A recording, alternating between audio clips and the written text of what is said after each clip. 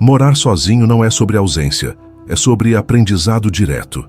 É sobre desenvolver habilidades que relações superficiais simplesmente não conseguem ensinar.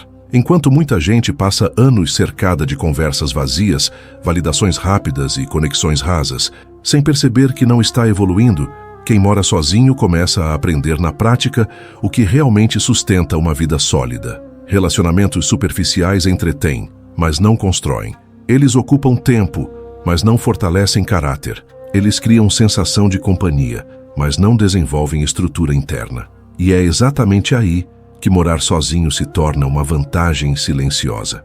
Porque quando você está sozinho, não tem distração suficiente para mascarar o que precisa ser desenvolvido. Você aprende a lidar com decisões simples e complexas, sem depender da opinião de quem nem sabe o que quer da própria vida. Você aprende a organizar sua rotina sem precisar de influência externa. Você aprende a sustentar seu próprio ambiente, sua própria energia e suas próprias escolhas. E isso cria algo que relações superficiais não conseguem gerar: consistência interna. Enquanto conexões rasas ensinam adaptação social, morar sozinho ensina estrutura pessoal. Enquanto relações superficiais treinam você a reagir ao ambiente, morar sozinho treina você a construir o seu próprio ambiente. E isso muda completamente o nível de maturidade emocional. Porque chega um momento em que você percebe que não é a quantidade de pessoas ao seu redor que define sua evolução, mas sim o quanto você consegue se sustentar sem precisar delas. Morar sozinho acelera esse processo. Ele tira o excesso e deixa o essencial. E no essencial você descobre quem realmente está no controle da sua vida. E essa é uma lição que nenhuma relação superficial consegue ensinar. Porque profundidade não nasce no barulho, nasce na responsabilidade. E responsabilidade não se aprende sendo distraído por gente. Se aprende quando você precisa assumir sua própria vida por completo. E é exatamente isso que morar sozinho começa a exigir de você. 1. Morar sozinho ensina a lidar com a realidade. Relações superficiais ensinam a evitar. Morar sozinho coloca você frente a frente com a realidade, sem qualquer tipo de filtro. Não existe distração constante. Não existe alguém para preencher o silêncio. Não existe conversa vazia para ocupar o tempo quando algo dentro de você precisa ser resolvido. E é exatamente por isso que esse estilo de vida ensina mais do que relações superficiais. Porque relações superficiais funcionam muitas vezes como um mecanismo de fuga. Elas mantêm a mente ocupada, criam estímulos constantes e evitam que você encare questões que exigem maturidade. Você sai, conversa, ri, troca mensagens, mas no fundo continua evitando decisões, adiando mudanças e ignorando aquilo que precisa ser enfrentado. Morar sozinho corta esse ciclo. Ele elimina a possibilidade de se esconder atrás de interações vazias. Você começa a perceber como lida com o tédio, como reage ao silêncio e como organiza sua própria vida sem depender de estímulos externos. E isso é um tipo de aprendizado que não acontece quando você está constantemente cercado de gente que não exige profundidade, porque relações superficiais não pressionam você a crescer. Elas se adaptam ao seu nível atual e permanecem ali. Já morar sozinho exige adaptação constante. Se algo não está funcionando na sua vida, você percebe rapidamente. Se sua rotina é desorganizada, isso aparece. Se suas decisões são fracas, as consequências chegam sem intermediários. E esse contato direto com a realidade cria um tipo de consciência que não pode ser ignorada. Você aprende a lidar com problemas de forma prática. Aprende a tomar decisões sem terceirizar responsabilidade. Aprende a sustentar suas próprias escolhas. Enquanto isso, relações superficiais continuam oferecendo distração suficiente para que muita gente nunca desenvolva essa capacidade. E no longo prazo, isso faz toda a diferença. Porque quem aprende a lidar com a realidade se torna mais estável, mais preparado e mais consciente. E quem vive fugindo através de conexões rasas continua emocionalmente dependente de estímulos externos. Morar sozinho não permite essa fuga. E é exatamente por isso que ele ensina tanto. 2. Morar sozinho desenvolve autossuficiência. Relações superficiais criam dependência. Pouca gente percebe o quanto depende emocionalmente de interações superficiais até perder esse acesso constante. Mensagens, conversas rápidas, encontros sem profundidade e validações frequentes criam uma falsa sensação de estabilidade. Mas essa estabilidade não é construída, ela é sustentada por estímulos externos. E é exatamente isso que relações superficiais fazem com o tempo. Elas condicionam você a precisar de resposta, de atenção, de presença, mesmo que tudo isso seja raso. Você começa a se sentir bem, não porque está forte, mas porque está sendo constantemente estimulado. E quando esse estímulo diminui, o desconforto aparece. Morar sozinho quebra esse padrão de forma direta. Sem alguém para responder a qualquer momento, sem distrações sociais constantes, você começa a lidar com seus próprios estados emocionais. Você percebe quando está inquieto, quando está carente, quando está improdutivo.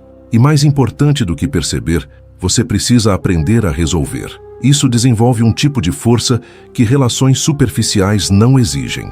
Você aprende a organizar seu dia sem depender de ninguém. Aprende a lidar com suas emoções sem precisar descarregar em conversas vazias.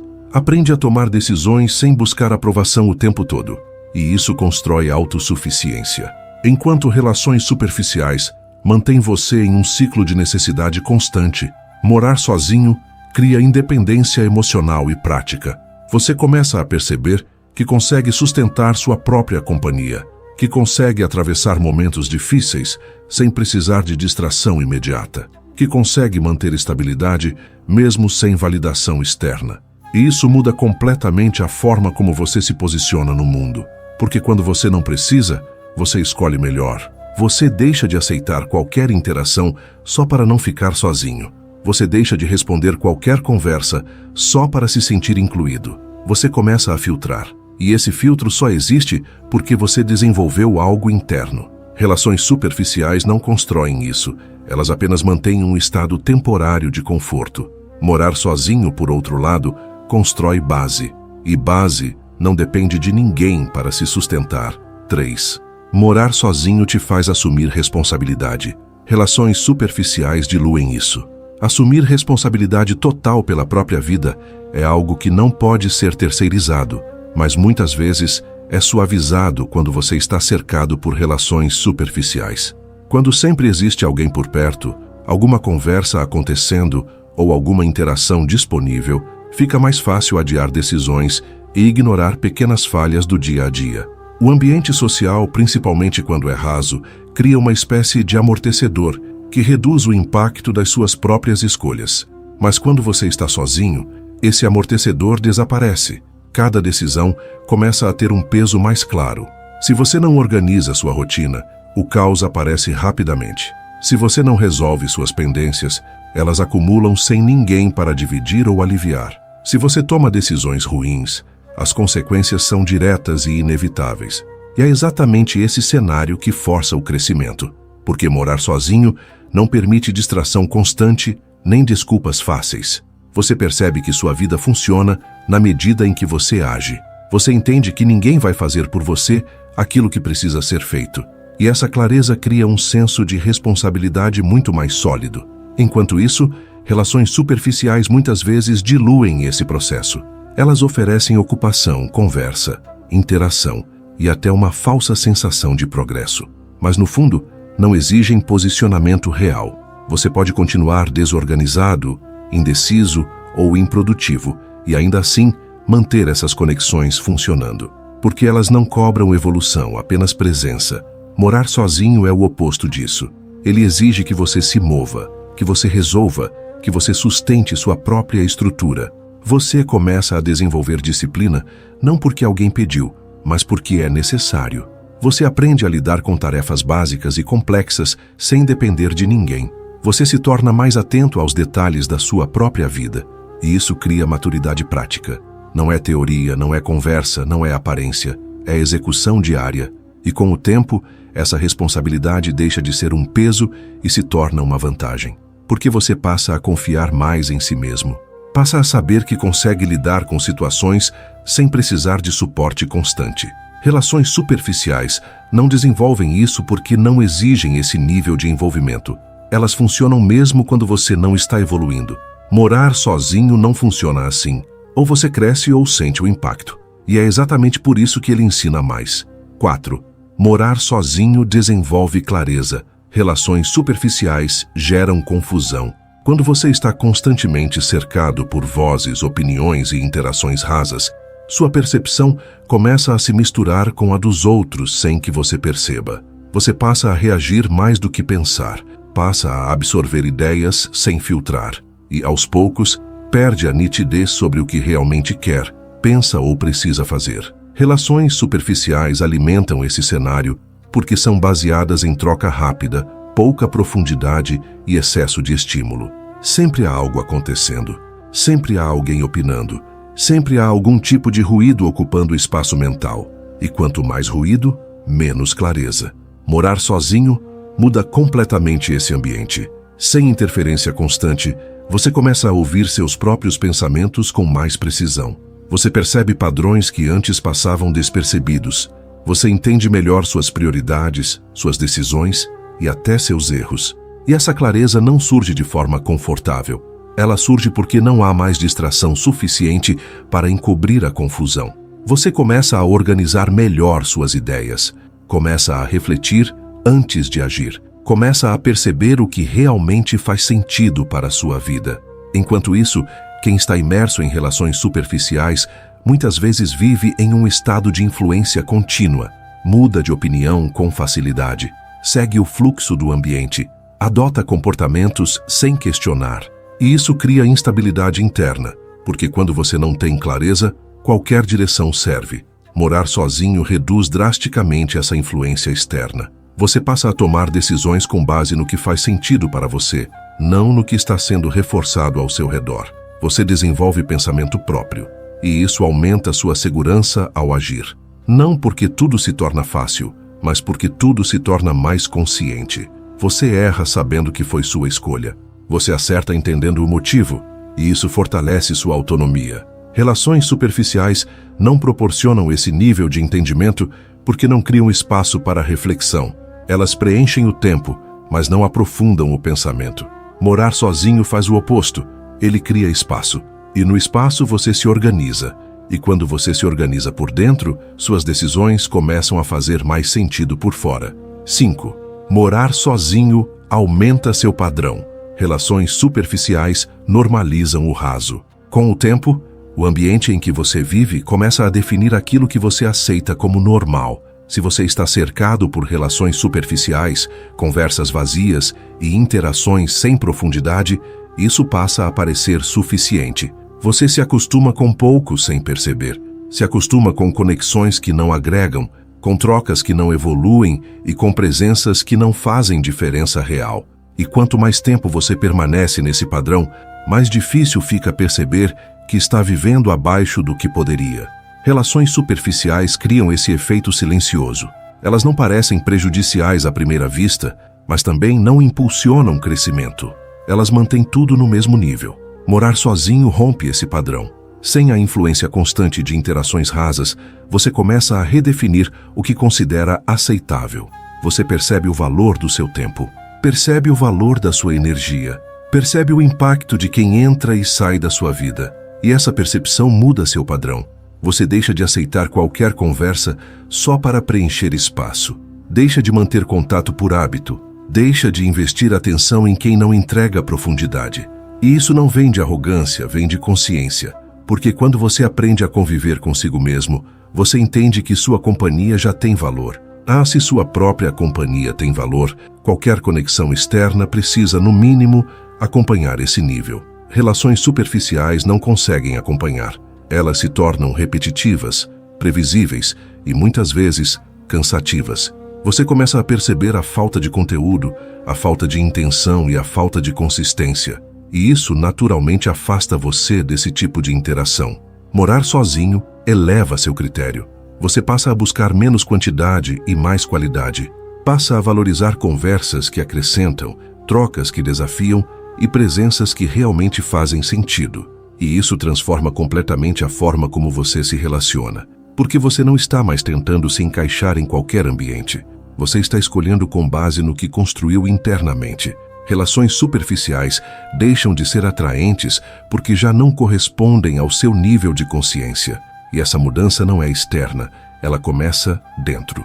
E tudo que começa dentro, muda tudo fora. 6. Morar sozinho te ensina a valorizar conexões reais. Relações superficiais te fazem confundir presença com valor. Depois de um tempo vivendo sozinho, sua percepção sobre o que realmente importa em uma conexão muda de forma definitiva. Você começa a entender que presença não significa profundidade, que frequência não significa valor e que quantidade não substitui qualidade. Relações superficiais confundem tudo isso. Elas fazem parecer que estar cercado de gente é sinal de vida social ativa e satisfatória. Mas na prática, muitas dessas conexões não sustentam nada além de momentos passageiros.